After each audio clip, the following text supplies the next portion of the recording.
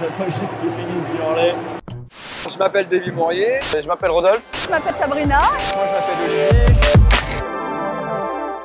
David Zavaglia. À la base, moi je suis journaliste, hein. J'arrive du milieu de la télé, je suis le correspondant au Japon de la chaîne G1. Et très récemment, il y a quelques semaines, j'ai aussi lancé ma chaîne YouTube qui s'appelle OS, l'autre Japon.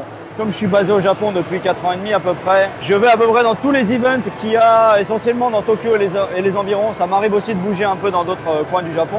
Je connais à peu près tous les events dans tous les domaines, que ce soit du matsuri traditionnel, de la bouffe, des tonnes de bouffe parce que j'adore ça, animé, manga, cosplay, jeux vidéo, enfin voilà, toutes les semaines à Tokyo, il y a toujours des events géniaux et moi en général je les fais tous.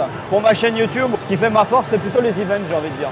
Moi je bosse pour une chaîne télé, mais qui malheureusement est une chaîne télé payante. Il faut avoir un abonnement CanalSat ou numéricable, donc c'est pas non plus accessible à des millions de personnes, contrairement à YouTube qui est accessible en un clic à tout le monde, gratuitement. Et aussi mes chroniques sur G1, c'est vachement bien, mais c'est dans un format news, donc c'est 3 minutes tous les jours. Et là YouTube, ça me permet de faire des vidéos plus longues, beaucoup plus longues, parce que sur YouTube maintenant, la norme c'est de faire des trucs autour de 10 minutes on va dire. Et c'est vrai que des fois je vais sur des events énormes pour G1 et je suis un peu frustré d'en ressortir que 3 minutes pour un event qui fait presque la taille de Japan Expo. La liberté d'expression et de certaines choses qui sont formellement interdites à la télé. J'ai fait 5 saisons pour G1 et tu sais qu'à la télé française, le tabac et l'alcool sont strictement interdits. Donc j'ai jamais pu goûter ou montrer une goutte de saké à la télé en 5 ans. Et là sur YouTube, voilà, je vais pouvoir aller faire des festivals de saké, parler de saké. C'est con, mais moi c'est le genre de truc voilà, que j'avais envie de faire aussi. Alors Japan Expo, moi j'y vais tous les ans depuis au moins une dizaine d'années si ce n'est plus. J'y vais tous les ans pour G1, ma chaîne. Et là c'est aussi l'occasion de présenter un peu ma nouvelle chaîne YouTube. Et en fait, je rentre pas du Japon spécifiquement pour Japan Expo, je vais pas mentir. Hein. Je rentre du Japon parce que c'est mes vacances d'été. Et donc j'en profite toujours pour venir ici un peu pour le boulot et aussi pour voir tous les gens que je peux voir juste une fois par an. Donc moi ça me fait plaisir de voir plein de gens qui sont dans le même milieu que moi et que je peux pas voir parce que je suis à Tokyo. C'est vraiment énorme. En fait, il n'y a pas franchement d'équivalent de Japan Expo au Japon, mine de rien. Il n'y a pas un événement aussi énorme qui rassemble autant de facettes du Japon. Il y a des gros événements otaku comme le Comiket, mais qui sont très otaku avec des mangas amateurs, des doujinshi, du cosplay. Mais il n'y a pas un événement qui rassemble toutes les facettes au même endroit. Donc c'est pour ça aussi que les Japonais sont tellement hallucinés quand ils viennent ici et que énormément de médias japonais parlent de Japan Expo. Parce que c'est quelque chose qu'ils n'ont même pas chez eux en fait. Donc c'est quand même un événement exceptionnel. Alors moi c'est simple, je devais être comme ça et c'était Albator. Matsumoto Leiji, c'est mon mangaka préféré.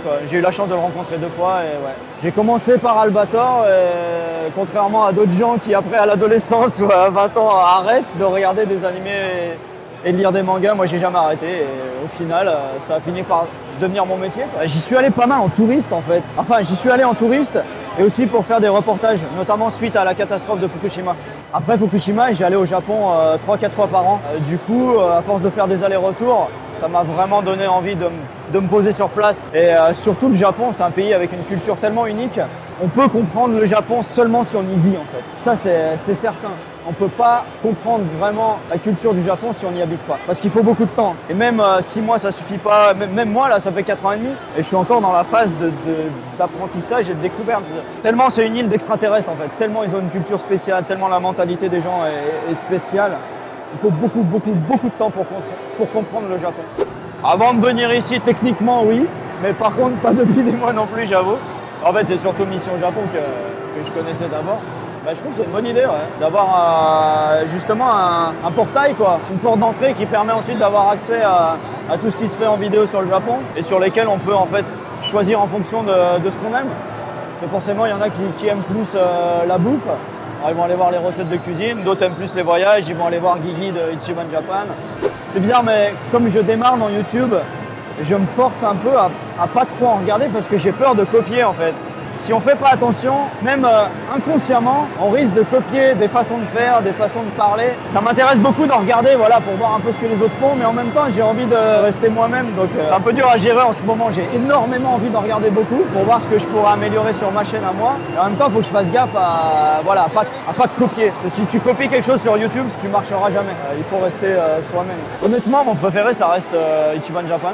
Justement parce que lui, il a toujours eu son créneau, il est toujours resté homogène et il reste lui-même. Ça, j'apprécie beaucoup. Moi, ça va me prendre un peu de temps parce qu'en fait, comme j'ai fait 5 saisons avec G1, j'ai fait plus de 600 reportages chroniques télé comme ça où j'explique des choses, mais au format reporter télé. Donc je suis un peu formaté télé en fait. Je le sais. Et je sais que sur YouTube, c'est mieux d'être un peu plus... mais ça va me prendre du temps. Et Guillaume de Ichiban Japan, lui par contre, voilà, il est toujours comme il est, quoi. Il est cool. Et donc pour moi, c'est clairement mon youtubeur Japon préféré. Ouais. Merci à vous. Ah. Juste à temps. Juste à temps.